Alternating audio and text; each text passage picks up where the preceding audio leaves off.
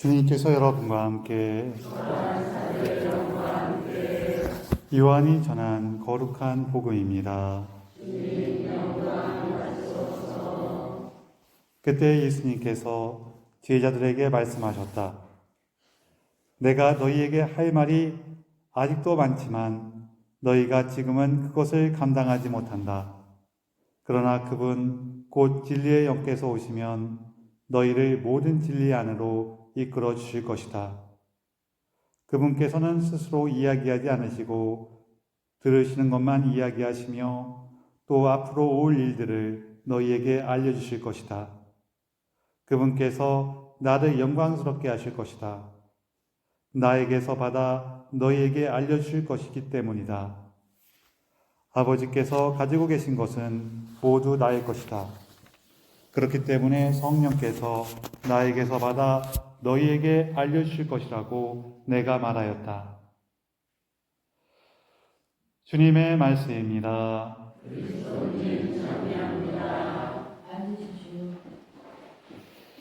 삼위 예수님, 서로 인사를 좀 나누세요.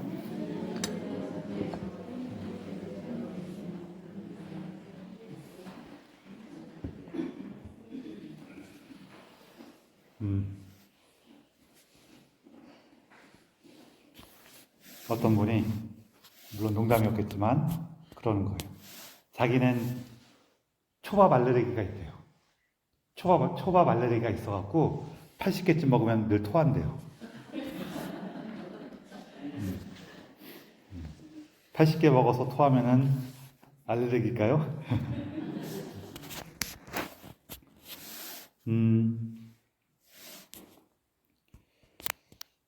오늘 비슷한 사항을 양쪽에서 볼 수 있는 부분을 한번 얘기했으면 좋겠는데요. 하나는 뭐냐면은 일독서에 나온 얘기인데, 바오로 사도께서 아테네에 가서 이제 복음을 전합니다. 아테네 시민 연합 딱 하면서 복음을 전하는데, 여기에서 이렇게 사람들이 추측하기에 아테네에서의 복음 선포는 그렇게까지 그게 이렇게 큰 결실은 없었던 것 같아요. 우리가 이름이 전해지는 몇몇 사람이 이제 예수님을 믿게 되었던 얘기 나오는데, 그 중에 이제 좀 재밌는 사람이 있어요. 누구냐면은 아레오파고스 의회 의원인 디오니시오가 있고, 이 디오니시오라는 이 사람이 나오는데, 그냥 이제 이분이 나중에 지금 프랑스 지역에 가서 복음을 전했다고 전해져요. 그래서 프랑스에 가면은 이 성 디오니시오의 이름을 딴 지명이나 성당들이 꽤 있어요. 그게 이제 프랑스 말로 하면 뭐냐면은 생드니예요. 그래서 프랑스 가면은 이제 생드니 성당 혹은 생드니라는 마을도 있고 막 그렇단 말이에요. 그게 이 생드니가 성 디오니시오를 프랑스 말로 하는 게 생드니가 돼요. 그래서 우리 다니다가 생드니야 그러면은 그게 뭔데 그러지 마시고, 이 디오니시오 성인을 얘기하는 거구나 라고 보시면은, 그쵸, 이렇게 얘기하는 거죠. 여기가 생드니 성당이야. 이 생드니가 원래는 성 디오니시오를 말하는 건데, 여기 사도 바오로께서 아테네에서 만난 그 디오니시오가 바로 그 성 디오니시오야. 그러면은 우리가 어디 가서 잘난 척을 할 수 있는 게 하나 늘어나죠.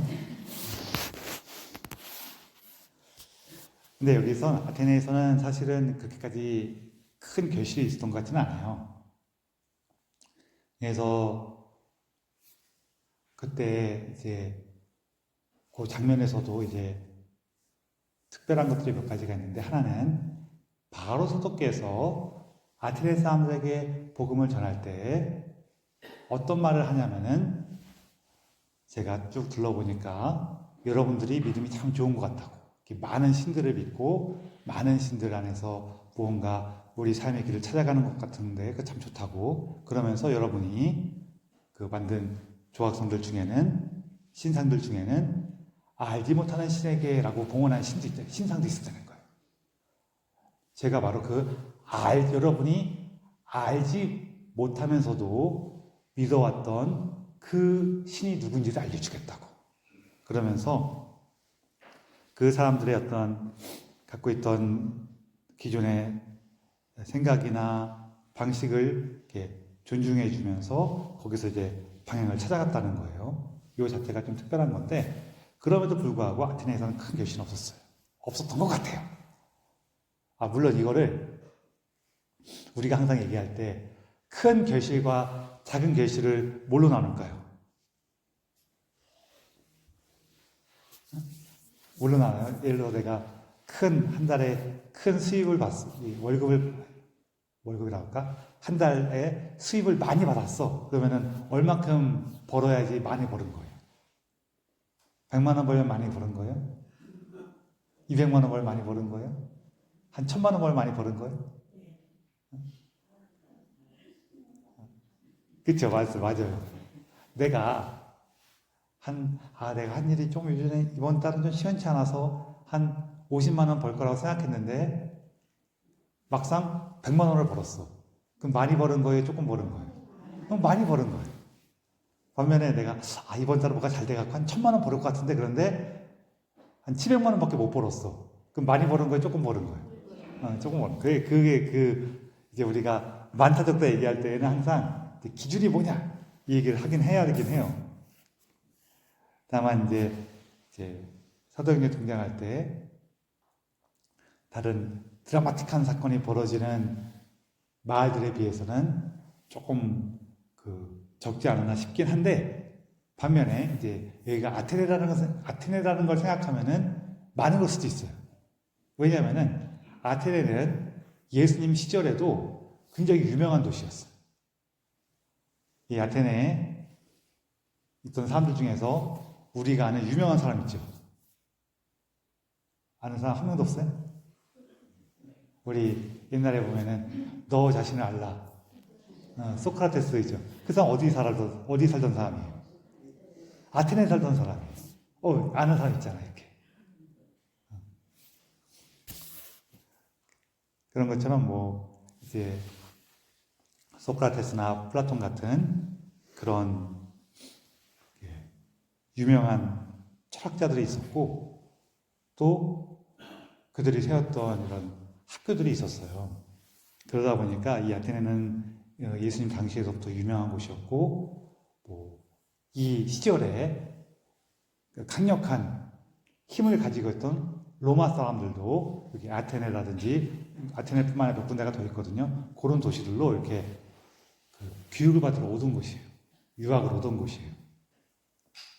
그러다 보니까 이 사람들은 뭐가 있냐면은 기본적으로 자기 전통과 문화와 학문에 대한 자부심이 있었어요. 그리고 그런 자부심 있는 사람들은 보통 다른 사람 말을 잘 들으려 그럴까요? 안 들으려 그럴까요? 듣긴 듣는데, 그거 참 흥미롭구만 이렇게 들어요. 거기에 대해서 뭔가 내가 따라야 되는 어떤 삶의 방식이구나라고 듣기보다는 그리고 한번 이렇게 살펴보자 이렇게 됐던 것 같아요. 물론 그것도 저는 잘못됐다고 생각하진 않지만 우리 사도 바오로께서나 혹은 초기 교회에서 이제 우리가 기대했던 거하고 좀 다르죠. 그래서 이때 우리가 한 가지 기억했으면 하는 건 뭐냐면은 내가 어떤 하고 싶은 확고한 의지가 있으면은 사실은 다른 사람 말을 잘 안 들으려고 그래요. 그래서 우리가 다른 사람하고 대화가 잘 안 돼. 내가 주위에서 다른 사람들이 무슨 얘기를 하는지 잘 모르겠어. 그럴 때에는요, 한번 예수 앞에 나아가고, 예수님, 제 마음속에 뭐가 있습니까? 제 마음속에 가득 차 있는 생각이나, 그리고 생각에는 내가 좋아하는 것들, 거꾸로 내가 두려워하는 것들이 막 섞여 있는 경우가 있거든요. 그래서 제가 좋아하는 거나 두려워하는 것이 뭡니까? 이렇게 좀 예수님께 좀 물어봤으면 좋겠어요. 그래서 자기 안에 있는 여러 가지 바람들, 두려움들, 희망들, 또 어떤 책임감들 이런 거를 내가 조금 깊이 돌아볼 수가 있으면은, 그래서 자기에 대한 이해가 좀 더 깊어지면은 다른 사람들하고 얘기하기가 좀 더 편해지는 경우가 있어요.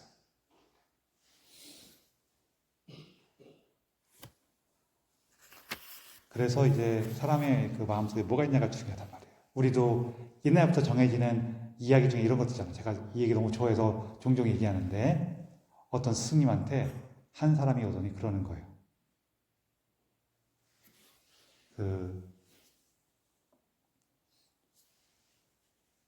얼마 전에 저희 부모님께서 돌아가셨는데, 제 친구한테, 친구가 결혼을 하게 됐다고, 뭐 결혼을 하고 가자, 결혼을 하겠다고 중요한 일이 있어서. 근데 우리 옛날에 뭐라 그래요? 상중에는 그런데 가는 거예요, 안 가는 거예요? 안 가는 거죠.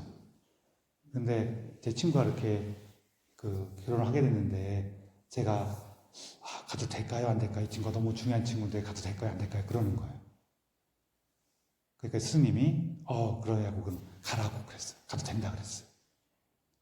조금 있다가 다른 사람이 오더니, 스님, 얼마 전에 제가 키우던 개가 죽었는데 마침 제 친구가 얼마 전 결혼하는데 거기 가야 됩니까? 이렇게 물어본 거예요.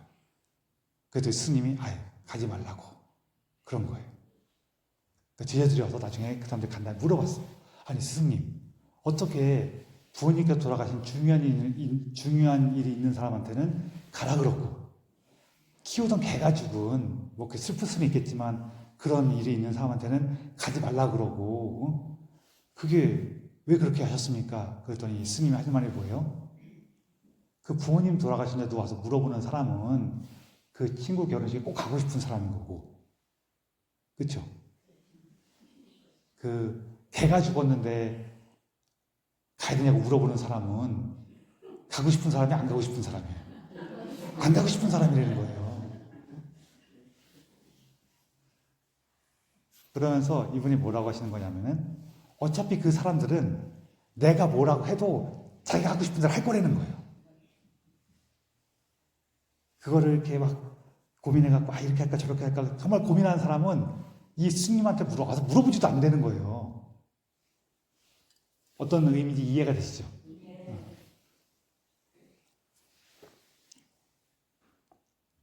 물론 저는 이게 그냥 우리 삶에 지혜를 주기 위한 이야기라는 것을 알고 있으니까 우리가 이 내용을 받아들일 수 있지만, 우리가 실제로 나가서 이런 식으로 행동한다는 건 어떤 거냐면요, 사람들한테 그 사람이 그냥 듣고 싶은 얘기를 해줘라 라는 뜻이거든요.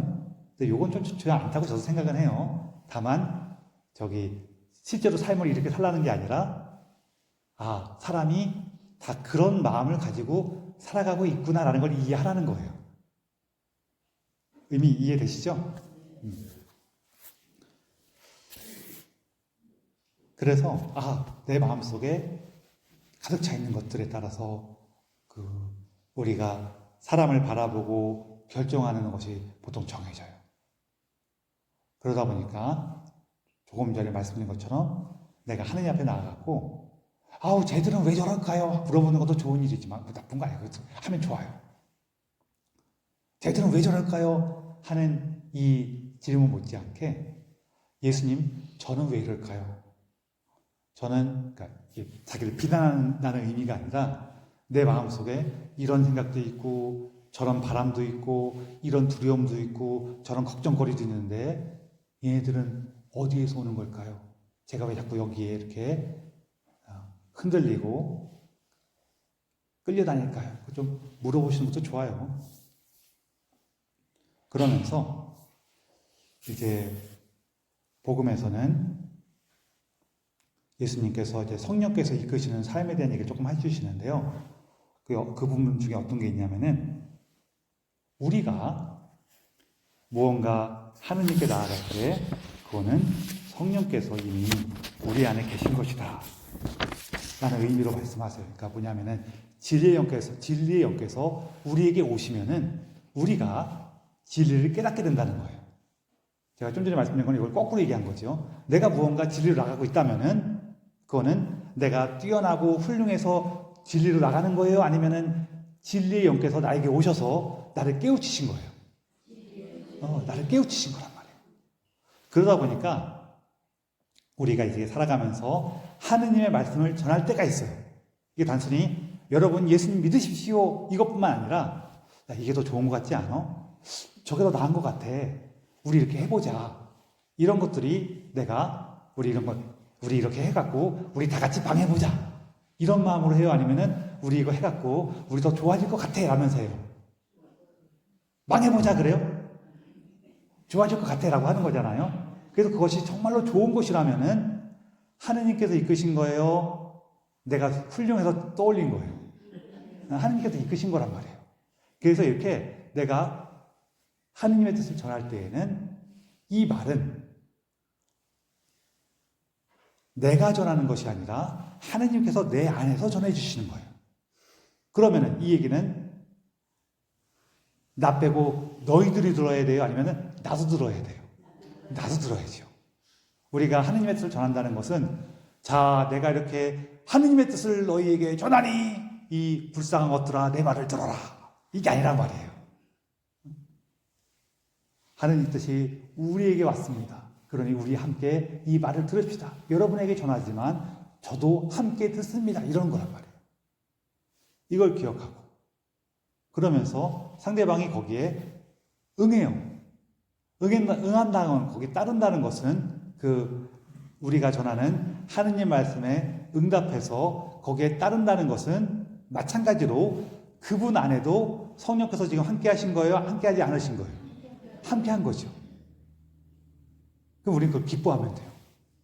아, 하느님께서 나에게도 말씀하셨고 그 안에서도 나에게 응답하도록 이끄셨구나 하면서 기뻐하고 하느님을 찬미하면 돼요. 우리가 이걸 자꾸 잊어버리면 어떻게 되냐면은 아, 내 말을 들었으니까 내가 훌륭하구나 이런단 말이에요. 아니, 이게 안 그러려고 그래도 자꾸 사람 마음속에 그게 생겨요. 그래서 그런 마음에 취해갖고 한참 지내다 보면은 된통 엎어져서 코가 깨지는 일이 생길까요? 안 생길까요? 생기면 어떻게 해요? 뭐 어떻게 해요? 부끄러워해야지 뭐. 창피한 거죠. 뭐, 아이고 예수님 제가 또 깜빡했습니다. 그런 거죠. 보통 그렇게 취하는 것들은 엎어져서 코가 깨져야지 정신 차려요. 취하고 있다가 아 이게 아니더라고 돌아오시는 분은 훌륭하신 분입니다. 축하드립니다. 근데 보통은 보통이라고 얘기하면 안 되지. 저는 좀 코가 깨져야지 정신 차리더라고요. 아 이게 돌아봐야지 해도 돌아보기가 쉽지가 않아요. 코 깨지면 그때 아유 예수님 부끄럽습니다. 아유 또 제가 이러고 있었네요. 창피합니다. 그래야죠 뭐.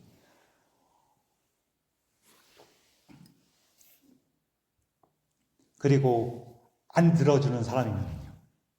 내가 이렇게 주님의 뜻을 전하는데 저 친구가 안 들어줘. 그럼 어떻게 해요? 그럼 좀 속상해하고 안타까워하는 거죠 뭐. 하느님께서 나에게 말씀하셨는데 그 안에서는 아직 성령께 그 마음이 돌아오지 못했구나. 그가 아직 성령의 말씀에 귀를 기울이지 못했구나. 아유 안타깝네. 그러는 거지 뭐 어떻게 하겠어요. 그런데 그 순간에 이제 좀 화가 나거나 상대방에 대한 미움이 생길 때가 있어요. 그때 우리가 아는 거예요. 뭘 아는 거냐면은 내가 초밥 알레르기가 있는 게 아니라 초밥을 80개를 먹었구나. 뭔 소리예요?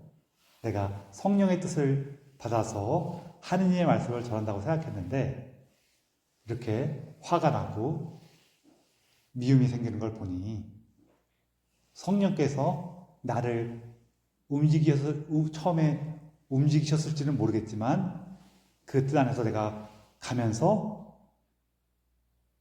점점 성령의 이끄심에 귀를 기울인 거예요? 아니면은 내 생각과 내 마음에 기울어진 거예요? 내 생각과 내 마음에 기울어진 거예요.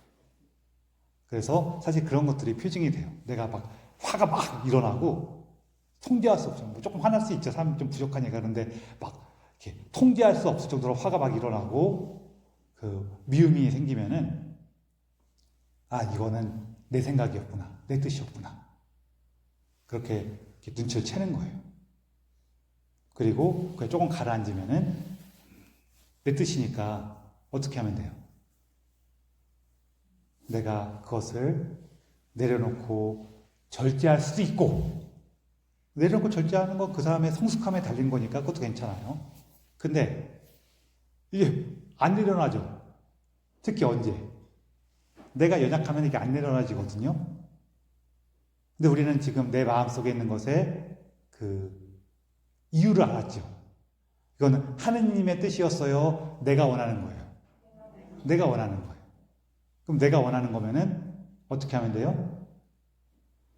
부탁하면 되죠. 부탁해서 다 들어준다는 얘기는 아니고 부탁하는 거예요. 아니 이거 하느님의 뜻이라면은 우리가 함께 해야 돼. 그건 맞아. 근데 이게 하는 뜻이 아니라 내가 바라는 거야. 그럼 어떻게 하면 돼요? 좀 해줘 그러진 거지. 이거는 우리가 반드시 해야 될 것도 아니고 이것이야말로 참된 길이야 그런 것도 아니지만 나는 이게 너무 갖고 싶어. 난 이게 너무 하고 싶어. 그거 좀 해줘. 부탁할게. 그 상대방이 응해주면은 고마운 거고. 그렇잖아요. 이것이 우리가 가야 할 길이야. 그럴 때 상대방이 응하면 이런 나쁜 놈 이렇게 되지만 이건 내가 가고 싶은 길이야. 근데 얘가 같이 와준대. 그럼 고마운 거예요? 안 고마운 거예요? 고마운 거죠. 안아준대. 그럼 서운한 거지 뭐. 그럼 서운하면 되지 뭐. 사실 우리가 가야 될 길은 아니지만 나는 가고 싶은데 이 친구가 같이 안아준대. 그럼 좀 서운해하면 되죠 뭐. 좀 서운하긴 하지만 그래도 안 가고 싶다니까 뭐 어쩔 수 있나 그러는 거죠 뭐. 그런 거예요. 그래서 우리가 이게 정말로 하나님 뜻이구나 그럴 때에는 너희들 만들어라 그래요. 나도 들어요. 나도 듣는 거예요. 그리고 이것이 정말로 참된 길이고 하나님의 뜻이라 그럴 때 다른 이들이 함께 해준다면은 그들 안에도 성령께서 그들을 이끌으시고 그들을 이끌어주시는 거란 말이에요. 그럼 이때는 우리가 하나님께 기뻐하고 참여를 드리는 거죠. 내 힘으로 내가 무엇을 한다고 생각할 때 그때 우리 함정에 많이 빠져요. 그리고 이 함정은 우리가 좋은 일을 하고 있고 열심히 하고 있을 때라고 나 하나님 뜻 안에서 정말 내가 움직이고 있어 할 때에도 계속 우리한테 자라나거든요. 그래서 그럴 걸 발견할 때마다 아이고 하나님 제가 또 이러고 있습니다. 그러는 거지 뭐 어떻게 하겠어요. 그리고 우리의 연약함과 부족함에 대해서는 하나님 앞에 겸손하게 나누시고 그렇게 해서 우리가 나 자신을 좀 더 깊이 살필 수 있고 이렇게 연약하고 부족한 우리를 돌보시고 아끼시는 하느님을 만나고 그분께서 이끌어주시는 삶으로 한 걸음 한 걸음 나아가게 될 겁니다. 주님께서 우리와 함께 계시고 성령을 통해서 우리의 삶을 이끌어 주시길 청하면서 이 비사를 봉헌합시다.